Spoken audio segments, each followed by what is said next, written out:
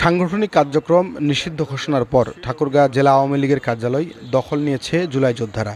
বুধবার সকাল থেকেই তারা কার্যালয়টি পরিষ্কার পরিচ্ছন্ন করার পর দখল বুঝে নেয় জুলাই যোদ্ধারা।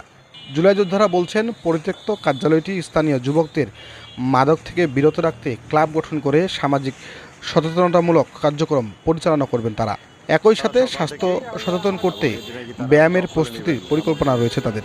আওয়ামী লীগের নিষিদ্ধ এই সংগঠনটি, এই অফিসটি অনেক দিন ধরেই আপনার পরিত্যক্ত, অচল হয়ে আছে। তো আমরা আপনার এই জায়গাটি অনেকদিন ধরে অবহেলিত হয়ে আছে। তো যে পরিত্যক্ত এই জায়গাটি আমরা এলাকাবাসী ও যুব সমাজের সাথে আলোচনা করে সিদ্ধান্ত নিয়েছি এটি একটি যুব ক্লাব ও একটি জিমনেশিয়াম গড়ে তুলব। তো আমাদের লক্ষ্য হচ্ছে এলাকার যুব সমাজকে মাদক থেকে দূরে রাখা, শারীরিক ও মানসিকভাবে সুস্থ রাখতে উদ্বুদ্ধ করা।